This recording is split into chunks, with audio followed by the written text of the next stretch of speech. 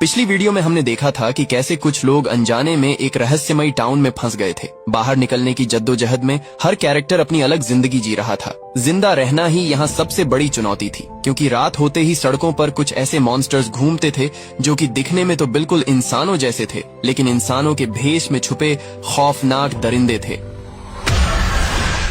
अब क्या ये लोग इस टाउन से कभी बाहर निकल पाएंगे? तो कहानी की शुरुआत बॉयड को दिखाते हुए होती है। जादुई पेड़ के अंदर घुसते ही बॉयड चारों तरफ से बंद एक जगह पर फंस गया था। बॉयड लगातार सारा को पुकार रहा था, क्योंकि आखिरी बार वही उसके साथ थी, लेकिन ऊपर से किसी आदमी की आवाज सुनाई देती है। बॉयड उससे मदद मांगता है और आदमी एक रस्सी नीचे फेंक देता है। वहीं दूसरी तरफ हम टबिथा को देखते हैं, जो कि गड्ढा खोदती हुई नीचे गिर गई थी, और तभी उसके पास विक्टर आया था। दोनों मिलकर मॉन्स्टर्स की गुफा से बाहर निकलने का रास्ता ढूंढने लगते हैं। ये वही जगह थी जहां वो मॉन्स्टर्स सोते थे। आगे बढ़ते हुए विक्टर एक डॉल को देखता है और उसे देखते ही विक्टर एक कोने में दुबक कर बैठ गया। अब विक्टर इस टाउन में बचपन से ही फंसा हुआ था, इसीलिए ये डॉल उसकी सबसे बुरी यादों में शामिल थी। लेकिन टैबिथा उसे हिम्मत रखने के लिए कहती है, क्योंकि आसपास बहुत सारे मॉन्स्टर्स सो रहे थे। इनकी जरा सी गलती की सजा सीधा मौत होगी। धीरे धीरे कदम बढ़ाते हुए दोनों एक ऐसी जगह पर पहुंच जाते हैं जहां जेल जैसे छोटे सेल बने हुए थे, और तभी एक बॉल बाहर आकर पत्थर के ढांचे को नीचे गिरा देती है। टैबिथा अंदर झांकने की कोशिश करती है और तभी वहां पर उसे एक डरावनी बच्ची दिखाई देती है। डर के मारे टैबिथा आवाज कर देती है, जिससे सभी मॉन्स्टर्स नींद से जाग जाते हैं। गनीमत ये रही कि सही मौके पर टैबिथा को रास्ता मिल गया और दोनों भागते हुए गुफाओं से बाहर निकल गए। वहीं टाउन के अंदर यात्रियों से भरी हुई एक बस पहुंची। बस के अंदर एक लड़का एल्जिन ड्राइवर को बस रोकने के लिए कह रहा था, जैसे वो इस टाउन के बारे में पहले से ही जानता है। लेकिन एक लड़की मैरियल उसे शांत करती है। वहीं जिम को अभी भी लग रहा था कि उसकी पत्नी टबिथा गड्ढे के अंदर ही फंसी हुई है, लेकिन टबिथा तो विक्टर के साथ बाहर निकल चुकी थी। अब जिम की मदद करने के लिए बारटेंडर टॉम और बस से दो लड़के आते हैं, और जब सभी मिलकर मलबे को हटा रहे थे तभी सारा घर अचानक से उनके ऊपर गिर गया। खुशकिस्मती से किसी को भी गंभीर चोट नहीं आई और एक लड़का रैंडल पहले ही बाहर निकल गया। अब जल्द ही सूरज ढलने वाला था और इतनी जल्दी ये सभी मिलकर भी उन्हें बाहर नहीं निकाल सकते थे, इसलिए डोना इन्हें अच्छे से ढककर रात भर ऐसे ही छोड़ने के लिए कहती है। इसके बाद डोना सभी बस यात्रियों को टाउन के बारे में सब कुछ बता देती है कि रात होते ही कैसे यहाँ मॉन्स्टर्स घूमते हैं, लेकिन कोई भी उसकी बात पर यकीन नहीं करता और सभी वापस से बस के अंदर चढ़ने की तैयारी करने लगते हैं। गुस्से में डोना अपनी गन निकालकर बस के टायर पंचर कर देती है। अब गोली चलते ही कुछ लोग इधर उधर भाग जाते हैं और बचे हुए लोगों को डाइनर के अंदर भेज दिया जाता है। वहीं दूसरी तरफ बॉयड रस्सी की मदद से ऊपर चढ़ जाता है। ऊपर बॉयड को एक आदमी जंजीरों से बंधा हुआ मिलता है। हैरानी की बात ये थी कि अगर ये आदमी बंधा हुआ था तो रस्सी किसने फेंकी थी। बॉयड के हाथ में गन देखकर आदमी मौत की भीख मांगता है, क्योंकि वो कई सालों से बस ऐसे ही बंधा हुआ था। आदमी बताता है कि वो भी इस टाउन में फंस गया था और बॉयड की तरह जादुई पेड़ से होता हुआ यहाँ पहुँच गया, लेकिन उसे यहाँ पर उन मॉन्स्टर्स से भी खतरनाक चीजें मिली जिन्हें वो डीमंस कहता है। बॉयड उसकी बातों को नजरअंदाज करके जंजीरों को तोड़ने लगता है और तभी यहाँ पर एक बॉक्स में गाना बजना शुरू हो जाता है। आदमी बॉयड को कहता है कि उसे यहाँ से भाग जाना चाहिए, क्योंकि गाने के रुकते ही वो डीमंस आ जाएंगे, लेकिन बॉयड ने बिना किसी की परवाह करे एक जंजीर को तोड़ दिया और तभी गाना बंद हो गया। बॉयड देखता है कि आदमी के अंदर कुछ अजीब से कीड़े चल रहे थे और तभी आदमी अचानक से बॉयड को घायल करके कहता है कि मेरा लहू अब तक तुम्हारा लहू हुआ। इसके बाद आदमी मर जाता है। बॉयड जैसे ही दरवाजे से बाहर निकला, वो अचानक से जंगल के बीच मौजूद खंडहरों में पहुंच गया। वहीं टबिथा और विक्टर अभी तक जंगल में ही फंसे हुए थे और तभी इन्हें एक ट्रक दिखाई दिया। दोनों जल्दी से उसके अंदर छुप गए। बॉयड भी किसी तरह मॉन्स्टर्स से छुपता हुआ इनके ट्रक के पास पहुंच गया। जैसे ही ये दरवाजा बंद करने वाले थे तभी यहाँ पर उसी बस का लड़का एल्जिन मॉन्स्टर्स से बचता हुआ आया। बॉयड उसे जल्दी से अंदर लेकर दरवाजे पर तावीज को लटका देता है। इस तावीज को अगर घर जा गाड़ी के अंदर दरवाजे पर रख दिया जाए तो वो मॉन्स्टर्स अंदर नहीं आते। वही टाउन के अंदर डोना के गोली चलाने से जो लोग इधर उधर भाग गए थे वो अभी भी बाहर ही घूम रहे हैं और तभी मॉन्स्टर्स यहाँ आकर उन्हें मार देते हैं। हालांकि फातिमा उन्हें छुपने के लिए कह रही थी। वही एक बूढ़ा कपल बस के अंदर छुपा हुआ था और तभी यहाँ पर एक मॉन्स्टर आकर दोनों को मार देता है। इसी तरह बार के अंदर भी एक लड़का लड़की मॉन्स्टर्स की बात मानकर दरवाजा खोल देते हैं और इसके बाद तो भगवान भी उन्हें नहीं बचा सकता। वही जिम और टॉम घर के नीचे चुपचाप बैठे थे, क्योंकि ऊपर से लोगों के चिल्लाने की आवाज आ रही थी और तभी बस वाला लड़का भारी दबाव सहन न कर पाने की वजह से चिल्लाता हुआ मर जाता है। उसकी आवाज सुनकर एक मॉन्स्टर नीचे आ गया और टॉम पर टूट पड़ा। दर्द से चिल्लाते हुए टॉम की आवाज डाइनर में बैठे सभी लोग सुन रहे थे। जूली को अपने डैड की फिक्र होने लगी, लेकिन अभी हालात के आगे सभी बेबस थे। सुबह होने का इंतजार करने के अलावा उनके पास कोई रास्ता नहीं था। अब सुबह होते ही सभी टूटे हुए घर की तरफ भागते हैं। मॉन्स्टर्स ने टॉम को बुरी तरह से मार दिया था, लेकिन जिम किसी तरह बच जाता है। लोगों का ये भयानक मंजर देखकर बस के सभी यात्रियों को समझ आ जाता है कि वो सभी अब इस नर्क में फंस चुके हैं। वही बॉयड देखता है कि जो कीड़े उस आदमी के अंदर थे अब उसके अंदर ट्रांसफर हो चुके हैं। टाउन वापस आते ही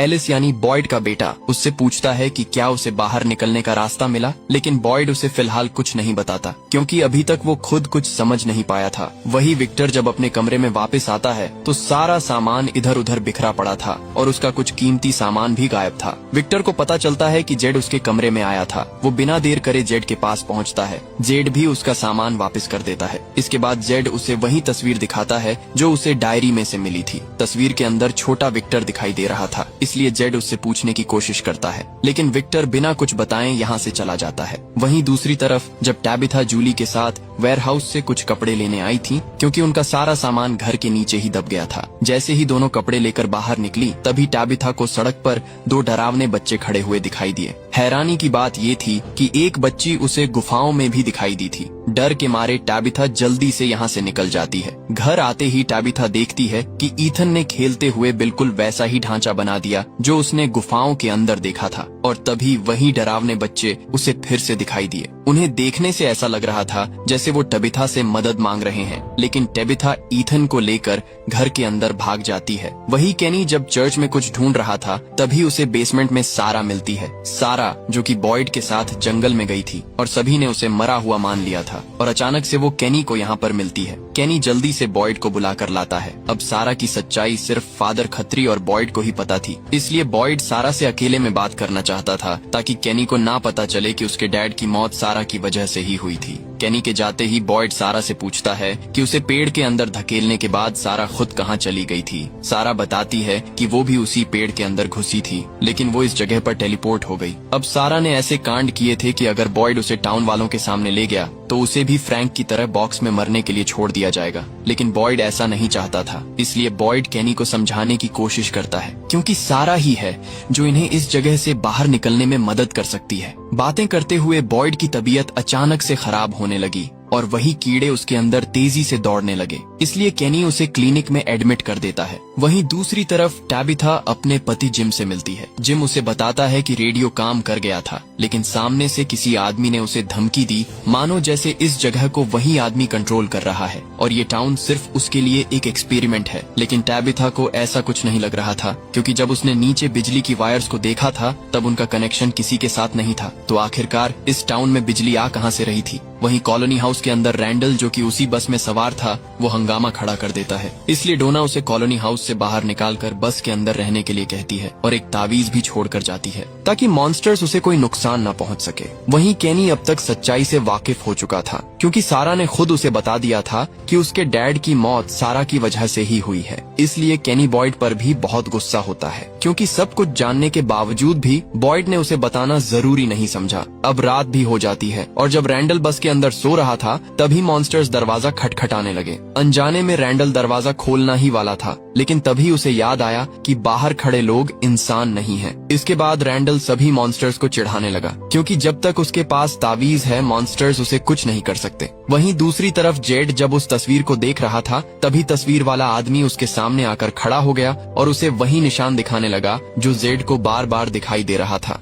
अगली सुबह केनी ने पूरे टाउन के लोगों को बता दिया कि सारा अभी भी जिंदा है, इसीलिए टैबिथा और जिम दोनों उससे मिलने के लिए चर्च पहुंचते हैं। टैबिथा सारा को धमकी देती है कि वो उसके परिवार से दूर रहे, क्योंकि पिछले पार्ट में सारा ने टैबिथा के बेटे ईथन को मारने की कोशिश की थी। अब जिन्होंने पार्ट 1 देखा होगा उन्हें पता होगा कि क्यों सारा ने ईथन को मारना चाहा और ये लोग आखिर इस टाउन में कैसे फंस गए थे। वहीं अब सारा अपने पुराने घर में जाती है जहाँ वो पहले रहा करती थी। अब क्योंकि टाउन के सभी लोग उसकी सच्चाई जान चुके थे, इसीलिए वो उससे काफी बुरा बर्ताव करते हैं और केनी तो उसका कीमती सामान भी तोड़ देता है। वही विक्टर जेड से मिलकर उसके सभी सवालों के जवाब देने के लिए तैयार था, लेकिन पहले वो उसे वायलिन बजाने के लिए कहता है और अपने साथ लेकर जंगल के बीच बहुत सारी गाड़ियों के पास ले आता है। विक्टर बताता है कि जब वो बचपन में मॉन्स्टर्स से काफी डरा होता था, तब उसकी मॉम इसी जगह पर वायलिन बजाकर उसे शांत करती थी। अब जेड उसके लिए वायलिन बजाता है और बाद में विक्टर बताता है कि तस्वीर वाले आदमी का नाम क्रिस्टोफर है। क्रिस्टोफर पहले लोगों को बहुत हंसाता था और जब उसे वो निशान दिखाई देने लगे जो अब जेड को दिख रहे हैं, तब से वो पूरी तरह बदल गया और तभी से टाउन में बुरी चीजें होनी शुरू हुई थी। विक्टर अपनी माँ की मौत का जिम्मेदार भी क्रिस्टोफर को ही मानता था। वहीं दूसरी तरफ हम टैबिथा को देखते हैं, जो कि मॉन्स्टर्स की गुफा के बाहर आकर उसी ढांचे को वापस से बनाती है और बच्चों को पुकारने लगती है। और तभी यहाँ पर वही बच्चे उसकी तरफ बढ़ने लगते हैं, लेकिन इस बार उनकी संख्या ज्यादा होती है। बच्चे उसे चारों तरफ से घेर कर सिर्फ एक ही शब्द दोहरा रहे थे, जैसे वो टबिथा से मदद मांगने की कोशिश कर रहे हो। लेकिन तभी यहाँ पर जेड आकर उसे होश में लाता है। वही टाउन के अंदर जब बॉयड केनी की मॉम से बात करके डाइनर से बाहर निकला, तभी अचानक से वो एक खाली कमरे में पहुंच गया, जहां उसके सामने वही बॉक्स वाली लड़की नाच रही थी। वो बॉयड को भी अपने साथ नचाने लगी और जैसे ही उसने अपना मुंह खोला, अंदर से बहुत सारे कीड़े निकलने लगे। जैसे लड़की बॉयड को बताना चाहती है कि उसके अंदर भी यही कीड़े मौजूद हैं, पर तभी बॉयड को होश आ जाता है। केनी बॉयड को लेकर बाहर टहलने आ जाता है ताकि उसे अच्छा महसूस हो, लेकिन शेल्टर के पास पहुंचते ही बॉयड को वही बॉक्स वापस से नजर आता है और वही लड़की इस बार शेल्टर के अंदर से निकलकर बाहर आती है। हैरानी की बात ये थी कि केनी को वो दिखाई नहीं दे रही थी। वहीं कॉलोनी हाउस के अंदर डोना सारी सब्जियों को स्टोर करने के लिए लेकर जा रही थी, क्योंकि पिछले तूफान के बाद इनकी ज्यादातर फसलें नष्ट हो चुकी थी। इसलिए वो कॉलोनी हाउस की सारी जिम्मेदारी एलिस और फातिमा पर छोड़कर चली जाती है। वही बॉयड की हालत खराब होते देख केनी उसे क्लिनिक लेकर चला जाता है। अब रात भी हो चुकी थी और जब बॉयड अकेला बैठा था, तभी उसे वही बॉक्स एक बार फिर दिखाई दिया, लेकिन इस बार वही लड़की उसे मारने की कोशिश करती है और तभी यहाँ पर मरियल आकर उसे होश में लाती है। वही कॉलोनी हाउस के अंदर खाने की कमी को लेकर झगड़ा हो जाता है और जब एलिस सबको शांत करने की कोशिश कर रहा था, तभी एक आदमी ने उसके पेट में चाकू मार दिया। अब घाव गहरा होने की वजह से एलिस का बहुत खून बह जाता है और उसे सांस लेने में भी दिक्कत हो रही थी। अगर जल्द ही उसे क्लिनिक लेकर नहीं जाया गया तो एलिस की मौत भी हो सकती है। इसलिए एल्जिन हिम्मत दिखाता हुआ मॉन्स्टर्स के बीच से एक वैन को लेकर दरवाजे के बाहर आता है। मॉन्स्टर्स के इन तक पहुंचने से पहले ये जल्दी से वैन के अंदर बैठकर निकल लेते हैं। अब क्लिनिक पहुंचते ही क्रिस्टी जल्दी से एलिस का इलाज करती है। क्रिस्टी बताती है कि खून ज्यादा बह जाने की वजह से उसके ऑर्गन्स फेल हो सकते हैं, इसलिए इनमें से किसी को अपना खून एलिस को देना होगा। अब यहाँ पर ओ नेगेटिव ब्लड सिर्फ बॉयड के पास था, लेकिन बॉयड खून देने से मना कर देता है। उसे डर था कि जो कीड़े उसके अंदर मौजूद हैं, खून देने से वो एलिस के अंदर चले जाएंगे। अब यहाँ पर बॉयड कुछ सोचता हुआ क्लिनिक से बाहर निकल गया और मॉन्स्टर्स को अपनी तरफ बुलाने लगा, जिससे बहुत सारे मॉन्स्टर्स बॉयड को चारों तरफ से घेर लेते हैं। अब बॉयड अपने प्लान को अंजाम में लाता है। वो एक कट अपने हाथ पर लगाकर दूसरा कट स्माइली मॉन्स्टर के गले पर लगाता है और हाथ रखकर कहता है कि मेरा खून अब तेरा खून है हरामजादे। इसके बाद बॉयड के सारे कीड़े मॉन्स्टर के अंदर चले जाते हैं, जिससे मॉन्स्टर मौके पर ही तड़पता हुआ मर जाता है। इसके बाद बॉयड एलिस को खून देकर उसकी जान भी बचा लेता है। वही फातिमा क्रिस्टी से अपना चेकअप करवाती है और क्रिस्टी उसे बताती है कि वो प्रेग्नेंट है, लेकिन खुश होने की बजाय फातिमा परेशान हो जाती है। अगली सुबह होते ही सभी मॉन्स्टर को देखने बाहर आते हैं। ये टाउन में पहली बार हुआ था कि किसी इंसान ने एक मॉन्स्टर को मारा है। अब इनके अंदर मॉन्स्टर्स के बारे में जानने की जिज्ञासा होने लगी, इसलिए ये उसे एक चादर में लपेटकर क्लिनिक के अंदर ले जाते हैं। अब पोस्टमार्टम करने पर इन्हें पता चलता है कि ये मॉन्स्टर भी एक इंसान ही है, लेकिन इसके अंदर खून पूरी तरह सूख चुका है और तभी इन्हें मॉन्स्टर की बॉडी के अंदर से एक पीले रंग का लिक्विड मिल जाता है। बॉयड उसे एक बोतल के अंदर इकट्ठा कर लेता है। उसे लग रहा था कि शायद इस लिक्विड की मदद से वो बाकी मॉन्स्टर्स को मार सकते हैं। इसके काफी देर बाद जब मरियल क्लिनिक में अकेली थी, तभी वो देखती है कि मॉन्स्टर अपनी जगह पर नहीं है। वो जल्दी से भागकर बॉयड को बताती है और तभी उसे वही बॉक्स नजर आता है जो बॉयड को दिखाई दे रहा था, लेकिन अचानक से उसकी आंख खुल जाती है और ये सब उसका एक सपना था। वहीं दूसरी तरफ टैबिथा जेड से मिलती है और दोनों एक दूसरे को बताते हैं कि कैसे उन्हें अजीब चीजें नजर आती हैं, जैसे जेड को वो निशान और मरे हुए लोग दिखाई देते हैं।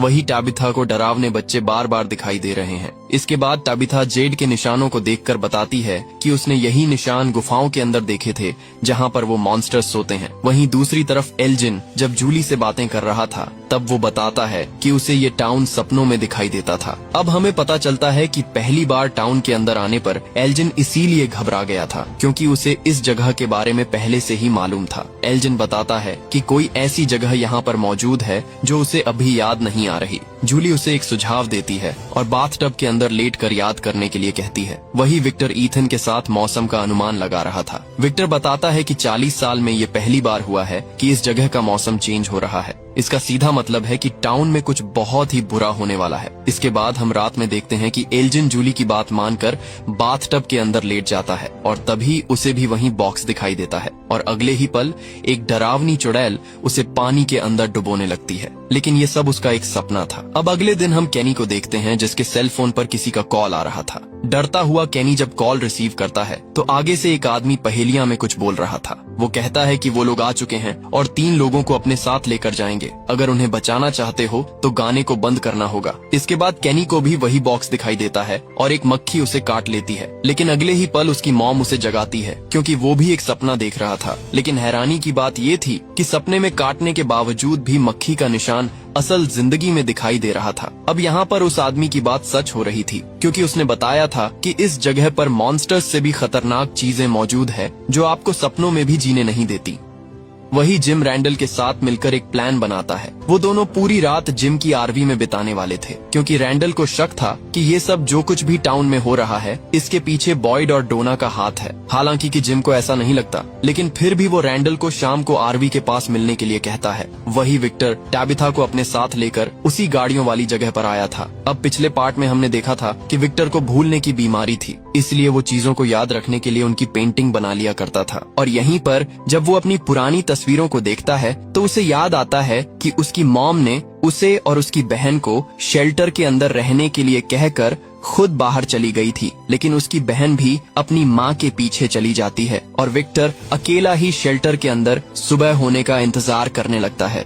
टाबिथा एक टावर की तस्वीर दिखाकर विक्टर से पूछती है। विक्टर बताता है कि शेल्टर से निकलने के बाद उसकी माँ इसी टावर के अंदर जाने वाली थी क्योंकि उसे भी वही बच्चे दिखाई दे रहे थे जो कि टाबिथा को दिखाई देते हैं। और अब टाबिथा को समझ आता है कि वो बच्चे उससे मदद मांग रहे हैं जैसे कि वो विक्टर की माँ मिरांडा से मांगते थे। और अगर टाबिथा को उनकी मदद करनी है तो उसे भी इस टावर में जाना होगा। अब ये वही टावर था जिसे पिछले पार्ट में बॉयड और सारा ने जंगल के बीच देखा था। वहीं क्लिनिक के अंदर बॉयड देखता है कि मॉन्स्टर की डेड बॉडी से बहुत सारे कीड़े निकल रहे हैं और ये वही कीड़े थे जो केनी को सपने में दिखाई दिए थे। अब डोना भी यहाँ पर आ जाती है और वो जल्दी से डेड बॉडी को जलाने के लिए कहती है। अब जब ये डेड बॉडी को लेकर जाने की तैयारी कर रहे थे तभी रैंडल चुपके से इन्हें देख लेता है। रैंडल को तो पहले से ही इन पर शक था और अब उसका शक यकीन में बदल जाता है। अब शाम होते ही जिम आरवी के पास पहुँच जाता है और तभी वो देखता है कि रैंडल ने डोना को पेड़ से बांध रखा है।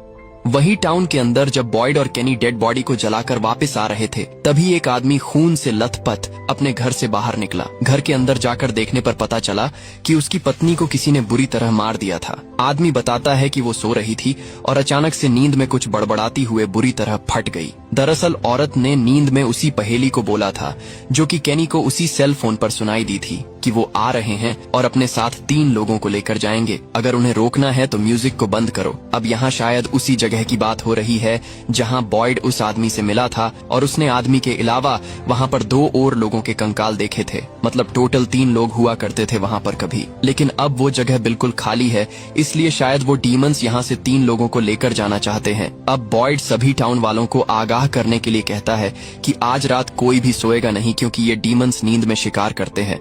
जूली बताती है कि उसके डैड आरवी में है, इसलिए बॉयड उन्हें वहाँ पर जाकर बता दे। अब जल्द ही रात होने वाली थी और हम देखते हैं कि वहीं कीड़े उड़ते हुए कॉलोनी हाउस की तरफ बढ़ रहे हैं। वही जंगल के अंदर जिम डोना को ऐसे बांधकर नहीं रखना चाहता था, इसलिए रैंडल और जिम के बीच लड़ाई होने लगती है। लेकिन तभी यहाँ पर बॉयड आकर रैंडल को बंदूक की नोक पर ले लेता है। थोड़ी देर में अंधेरा होने वाला था, इसलिए बॉयड सभी को वैन के अंदर बैठने के लिए कहता है। लेकिन वैन की चाबी रैंडल के पास थी और वो उसे जंगल में फेंक देता है। खुशकिस्मती से इनके पास तावीज था, इसलिए अब इन्हें पूरी रात आरवी के अंदर ही बितानी होगी। वहीं कॉलोनी हाउस के अंदर एलिस को फातिमा और अपने बच्चे की फिक्र हो रही थी, लेकिन क्रिस्टी उसे शांत रहने के लिए कहती है। दरअसल फातिमा कभी माँ नहीं बन सकती थी, लेकिन अब अचानक से वो प्रेग्नेंट हो गई। ये बात थोड़ी हैरान करने वाली थी। वही वैन के अंदर बॉयड कुछ गोलियों पर वही लिक्विड लगा रहा था जो उसने मॉन्स्टर की बॉडी से निकाला था। बॉयड देखना चाहता था कि क्या इस लिक्विड से बाकी मॉन्स्टर्स को मारा जा सकता है। अब मॉन्स्टर्स भी इनकी तरफ बढ़ने लगते हैं, लेकिन तभी ये लोग देखते हैं कि सभी मॉन्स्टर्स इनसे कुछ दूरी पर खड़े हो गए हैं। ये काफी हैरानी की बात थी, क्योंकि अक्सर मॉन्स्टर्स ऐसा कभी नहीं करते थे। और तभी रेडियो पर वही म्यूजिक बजना चालू हो जाता है जो बॉयड को उस बॉक्स के अंदर सुनाई देता था। बॉयड बताता है कि म्यूजिक के बंद होने से पहले उन्हें इस जगह से बाहर निकलना होगा, नहीं तो कुछ बहुत ही बुरा होने वाला है। और तभी म्यूजिक बंद हो जाता है और कोई अनजान ताकत गाड़ी को नीचे से ठोकने लगती है। डर के मारे रैंडल पीछे वाली खिड़की तोड़कर भाग जाता है। बॉयड भी डोना और जिम को वैन स्टार्ट करने लिए कहकर खुद मॉन्स्टर्स को रोकने की कोशिश करता है, और तभी उसे गाड़ी के अंदर उसकी पत्नी एबी दिखाई देती है। वो बॉयड को अपने पास बुला रही थी, लेकिन बॉयड जानता था कि ये सिर्फ उसका एक भ्रम है, इसलिए वो उसे नजरअंदाज करके वैन के अंदर बैठकर निकल लेता है। लेकिन रैंडल मॉन्स्टर्स से बचने के लिए उलटी दिशा में भागा था, इसलिए वही कीड़े उसे पकड़कर उसके अंदर घुस जाते हैं। वही कॉलोनी हाउस के अंदर एक औरत टिली फातिमा को देखते ही समझ जाती है कि वो प्रेग्नेंट है। पास बैठा ईलजिन जब ये बात सुनता है तो वो काफी परेशान हो जाता है, क्योंकि उसने सपने में ये सब पहले ही देख रखा था। उसके कुछ बताने से पहले ही यहाँ पर बॉयड, डोना और जिम आ जाते हैं। वही ऊपर मेरियल जब अकेली थी तभी उसके पास वही कीड़े आकर उसके अंदर चले गए। बॉयड और क्रिस्टी उसे होश में लाने की कोशिश करते रहे, लेकिन अब उसकी आंखें पूरी तरह सफेद हो चुकी थीं। वहीं घर के अंदर जूली के साथ भी बिल्कुल ऐसा ही होता है और उसकी आंखें भी बिल्कुल सफेद हो जाती हैं। अब हमें पता चलता है कि 3 लोग यानी कि रैंडल, मरियल और जूली को वो ले गए। अब अगली सुबह डोना कुछ लोगों के साथ रैंडल को ढूंढकर वापस टाउन ले जाती है। वही बॉयड सारा को अपने साथ लेकर उसी जगह पर आता है जहां वो आदमी उसे बंधा हुआ मिला था। खंडहरों के अंदर जाते ही सारा को आवाजें सुनाई देने लगी। सारा बताती है कि जूली, रैंडल और मरियल तीनों मर रहे हैं। अगर उन्हें बचाना है तो बॉयड को म्यूजिक बंद करना होगा। सारा उसे बताती है कि म्यूजिक बॉक्स यहीं पर है, वो उसे सुन सकती है, लेकिन इन्हें कुछ दिखाई नहीं देता। वहीं दूसरी तरफ टैबिथा अब उस टावर में जाना चाहती थी। उसे लग रहा था कि अगर वो उन बच्चों की मदद कर दे तो शायद वो सभी इस टाउन से आजाद हो जाएंगे, और क्या पता जूली भी इससे सही हो जाएगी। टैबिथा बिना देर करें विक्टर से टावर का रास्ता पूछती है, पर विक्टर को भी टावर तक जाने का रास्ता नहीं पता, लेकिन उसे वो पेड़ याद था जिससे उसकी माँ टावर तक जाने वाली थी। विक्टर टैबिथा को साथ लेकर उस पेड़ के पास पहुंच जाता है। जाने से पहले विक्टर उसे अपना लंच बॉक्स देता है जिसके अंदर वो कुछ खाने की सामान लाया था। इसके बाद पेड़ के अंदर घुसते ही टैबिथा जंगल के गहरे हिस्से में पहुंच गई और उसके सामने वही टावर मौजूद था। वहीं दूसरी तरफ हम जेड को देखते हैं जो कि उन मॉन्स्टर्स की गुफा के अंदर जाने वाला था,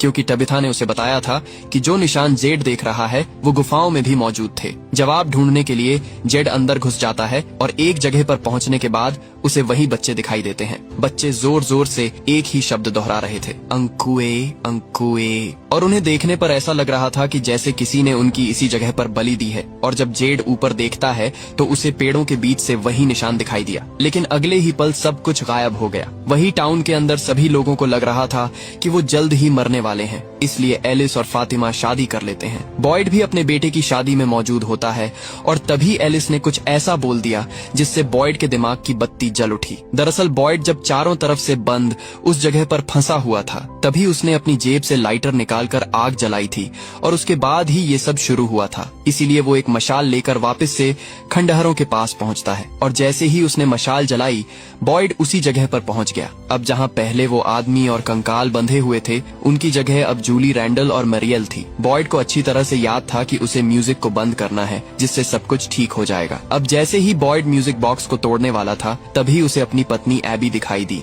एबी उसे म्यूजिक बंद करने से मना करती है क्योंकि अगर उसने ऐसा किया तो आगे चलकर उन्हें ऐसा भयानक मंजर देखने को मिलेगा जिसके आगे वो मौत की भीख मांगेंगे। मतलब एबी कहना चाहती थी कि ये बस एक शुरुआत है, आगे और भी खतरनाक चीजें इनका इंतजार कर रही हैं। लेकिन बॉयड उन्हें इस दर्द में नहीं देख सकता था, इसलिए वो म्यूजिक बॉक्स तोड़ देता है जिससे तीनों एक एक करके होश में आने लगते हैं। अब बॉयड जोर से चिल्लाता हुआ कहता है कि तुम मुझे कभी तोड़ नहीं सकते।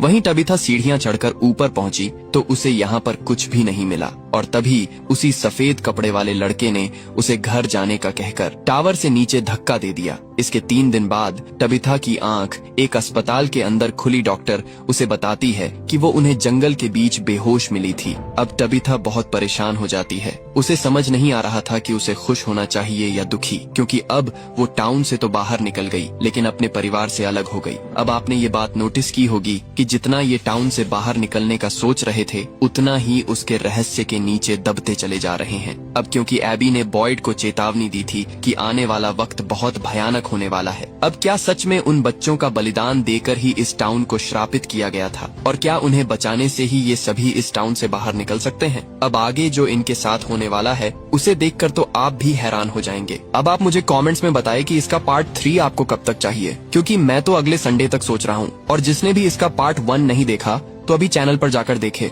वीडियो अच्छी लगी हुई तो चैनल को सब्सक्राइब करके बेल आइकन को दबा देना ताकि पार्ट 3 का नोटिफिकेशन आप तक पहुँच जाए।